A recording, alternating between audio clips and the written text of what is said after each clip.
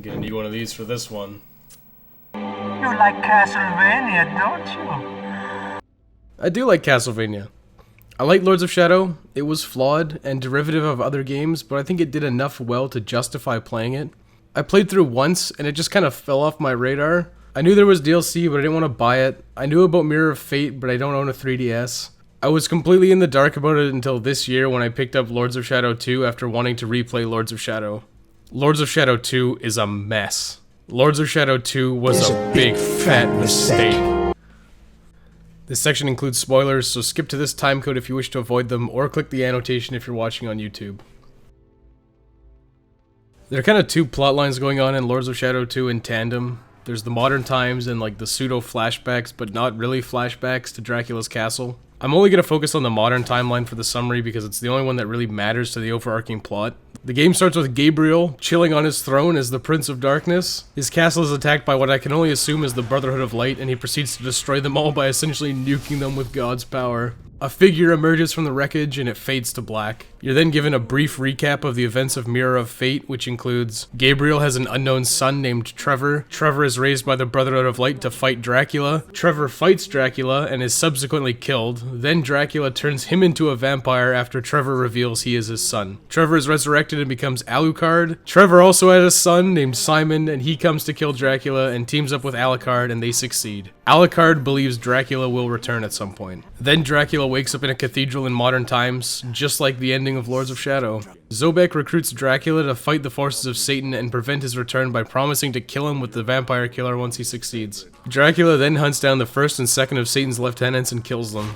Before killing the third and final lieutenant, Zobek's bodyguard stops Gabriel and, what a twist, reveals himself to be Alucard. Alucard then explains that they established a plan to put Gabriel into a coma using Alucard's Crusaegrim to allow Satan's followers to begin the resurrection, which in turn would cause Zobek to seek out Gabriel, which would allow Alucard and Gabriel a chance to kill Zobek and Satan once and for all. The events at the start of the game were all the culmination of a long con that took place hundreds of years ago. Zobek is obviously upset and Zobek and Gabriel fight. Zobek dies. After the fight, Satan's third lieutenant succeeds in summoning Satan. Satan summons a huge dragon worm monster thing to destroy the world, and Gabriel and Alucard defeat it. Satan then possesses Alucard and forces Gabriel to fight his son. Gabriel gains the upper hand and plays a game of chicken with Satan as he is about to stab Alucard. Satan panics and deep possesses Alucard, and Gabriel kills him. Killing Satan was obviously the ultimate father-son bonding moment, and they have a big laugh. Then the two of them head inside the cathedral just before the sun rises. This section could very easily fit into story, gameplay, presentation, or length, but we'll just go ahead and get it out of the way now. Lords of Shadow is all over the place. You'll be doing something important in modern times only to be jarringly sucked back to Castlevania for no real reason. It happens frequently, and almost always at the most ridiculous times. At the very beginning of your first mission to infiltrate a facility, and Zobek establishes that you're on a bit of a time crunch with Satan's imminent revival and all, then when you've barely made it inside, you're just completely removed from it and sucked into Castlevania. This is kind of a large part of why I think making the setting be modern was a mistake. You remove a huge amount of powerful architecture and iconic imagery with that decision. Lords of Shadow was heavily criticized for not feeling like Castlevania, so I think that is 100% why they added those segments in. The really sad part is that I thought parts in Dracula's castle were more interesting than modern times. Then something in my head kind of just clicked and said, this is irrelevant, this doesn't have anything to do with the overall story. So you have this situation where you prefer the parts in Dracula's castle because it's got the architecture and the characters that you want to see, and there's a lot less tedium in the world traversal and enemies you have to fight, but it's worthless to what you're actually doing. The segments in Dracula's castle are so radically different and they're usually quite long. It makes you forget what you were doing in modern times. It makes the transitions very jarring, especially when you're almost always in the middle of something else when you transition to Dracula's castle. The entirety of the Castlevania segments exist for two reasons. Reason one is for an M. Night Shyamalan style twist in an otherwise really boring and uninteresting plot. The sad thing is if they actually focused on writing a good story for the modern day and entirely dropped Dracula's castle, it would have made for a much better plot and a well-paced and designed game. Reason two is for sympathy for Dracula.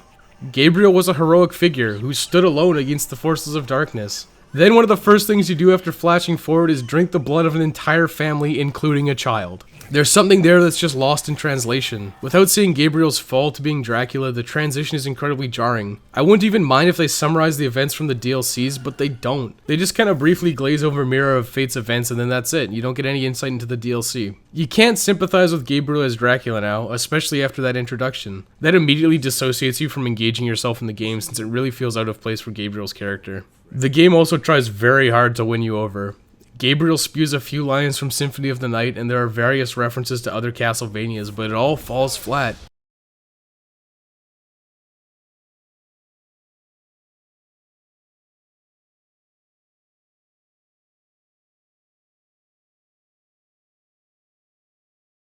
It feels so forced and just like blatant pandering. You're constantly interacting with phantoms of Gabriel's past, including his wife and son, in a blatant attempt to make you care. But like I said, you can't care about Dracula when you see him murder a whole family. It's all a big fat mistake. This is something I don't know if it's ever explained or what, but why is the Combat Cross, now known as the Vampire Killer for some reason, the only thing capable of killing Gabriel? Did I miss something? I was under the impression that the stake for the Combat Cross was just a convenient addition, not necessarily the only thing in the world capable of killing vampires. Apparently it is. Alucard's Crissaegrim was forged using a fragment of the Combat Cross, and Zobek lords the fragment of the stake over your head for the entirety of Lords of Shadow 2. Now in classic Castlevania lore, the Vampire Killer is a mythical artifact that can only be used by a Belmont. Any non-Belmont that uses its true form, which requires a magic ritual, has their life force drained. John Morris of Castlevania Bloodlines ends up dying from using the Vampire Killer just after he kills Dracula. That's a whole lot different than a random upgrade from Gandolfi to the Combat Cross's combat capability to being the only thing that you can use to kill a vampire. That goes along with Dracula and Alucard's plan, which requires an absolute shitload of coincidences and conveniences to actually work. So why does the Crissaegrim not kill Dracula and only put him to sleep? It just doesn't make any sense, like a lot of the design decisions in Lords of Shadow 2. In the beginning of the game, you're powered down in a typical sequel fashion. Fair enough, I can't really dock marks for that. The game justifies it well enough with a blood-starved Gabriel being in a coma for hundreds of years. The problem is they did one of the dumbest things they could have done, and they shoehorn in stealth sections. Early on, I'll concede, it is justified with Gabriel's powered down. It makes some semblance of sense to have some stealth elements. However, you're frequently doing stealth sections for the entirety of the game, well after you've become powerful enough to take on various bosses. You are never able to fight the Golgoth guards you encounter. It reaches a point where it's completely worthless and it just makes it tedious. You fight Pan's brother Agrius, but before you actually fight him, you have an extended stealth section that is incredibly frustrating. It took me about 30 minutes of attempts just to get through it. Whoever designed Agrius' AI while searching for you deserves a fucking medal because it's one of the best AIs I've ever seen for hunting you down. They do the same thing earlier in the game with an echo of Carmilla in Castlevania. It's just, why?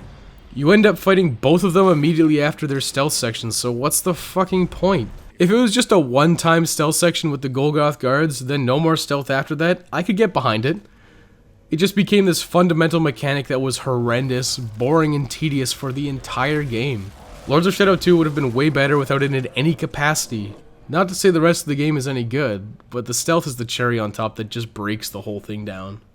Most of my criticisms to Lords of Shadow weren't really addressed. The camera is still zoomed up far too close, but it now does give you control over it, which yields mixed results. The majority of enemies just aren't fun to fight, especially the mechs in modern times. QuickTime events are still in. It focused a bit more and removed some extraneous systems, but at the same time, it just wasn't enough. For everything they removed, they added something significantly worse in its place. A lot of the boss encounters are very unfun and very long, and they require you to do exactly what the developers intended for you to do. I found fights like Carmilla to be very annoying and very frustrating. She has a shield that you need to break for large portions of the fight, and it's very hard to break it.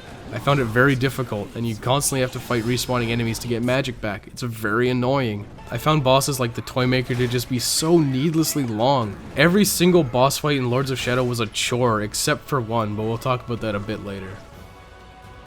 The attention to detail present in Lords of Shadow is just not here. I've read that Lords of Shadow was plagued by horrible direction and design decisions by the higher-ups, and the relative success of Lords of Shadow went to their heads. There are many accounts of dissatisfied former employees all over the internet.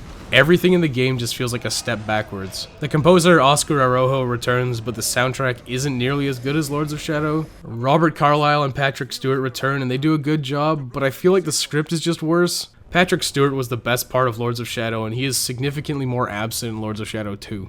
The beautiful animations for the abilities and special moves were replaced with something that looks just worse all around. They opted for this bloody aesthetic and everything has red smeared all over it. It ruins the art style that made the original so good. Climbing now has this very ugly blood circle overlay onto the various points you have to jump between. It's a modern games thing that just didn't need to be there. I talked about it in Enslaved, but there are more elegant solutions than blatantly putting an overlay to show players the intended path. That also translated to combat, where often enemies will have those same red markings and a very shrill sound with some minor slowdown to inform you to dodge various attacks. It's just not necessary. I like when games respect my intelligence and let me figure things out on my own. I would say overall the game is probably harder than Lords of Shadow because it requires you to know and do more. That's not necessarily a good thing either.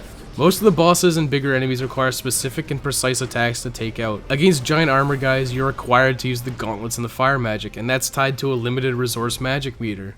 That means you'll occasionally run out of magic and have to farm some more from enemies to actually break this invincible shield guy. The hardest enemy in Lords of Shadow is not battling the inhabitants of Dracula's castle. It's not besting your inner demons. It's not even Satan himself. The strongest enemy in Castlevania Lords of Shadow is the Golgoth guards. One of the first enemies you encounter in the game. You cannot fight them, no matter how strong you are. They'll kill you in 2 hits regardless of your powers. They are the hardest part of Lords of Shadow. That's one of the dumbest things I've ever seen in a game. I found almost all the stealth to be incredibly frustrating and annoying. I don't think anything else is hard outside of a few sections that require some very precise inputs. There's a part on the train with a Golgoth guard that requires you to do something fairly unintuitive. There's also a part where you're weakened against the second demon and you have to run away to a portal at Dracula's castle, which is completely unintuitive and you will die there.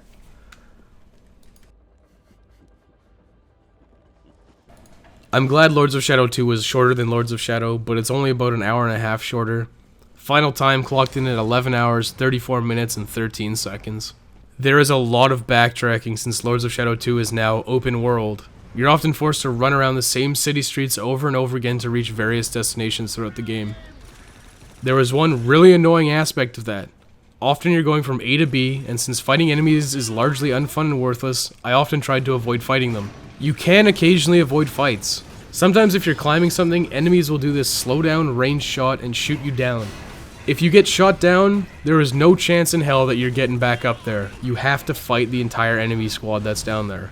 All it does is bloat the runtime and force you to fight all these frivolous battles. If it's going to be open world, you need to let players traverse easily and quickly. Being forced to slog through tons of enemies just to get to your intended destination is horrible and it makes the game completely unfun.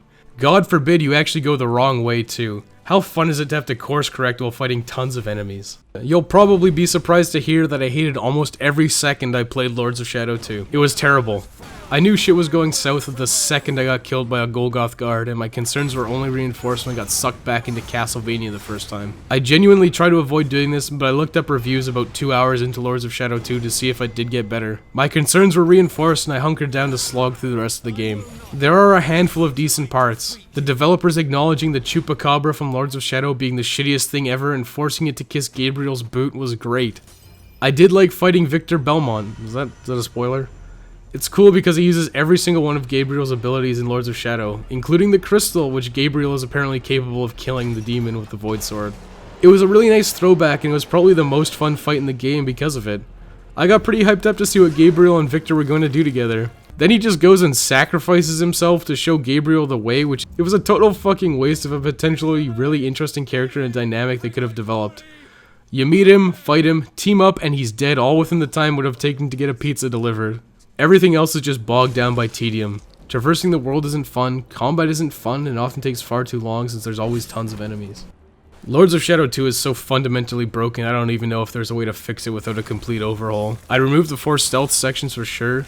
I'd also probably remove the randomly warping back to Dracula's castle. I suppose honestly if you wanted to incorporate Dracula's castle you could do it in a much less jarring way.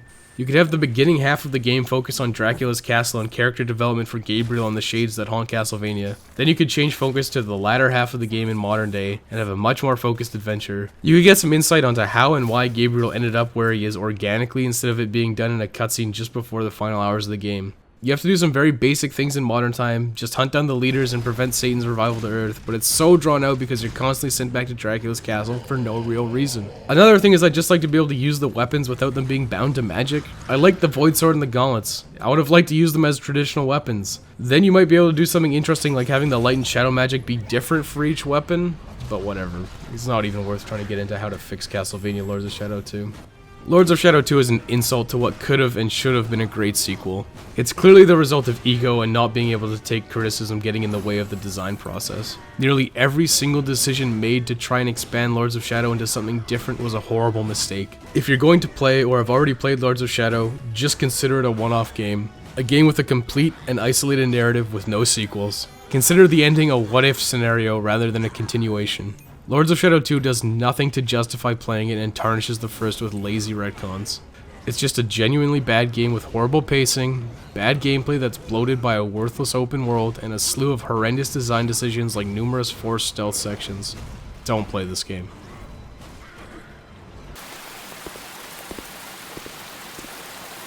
Kelly, do you copy? Yes. We have you in visual contact. We're just about 1 block behind you. It's about time. Get over here ASAP.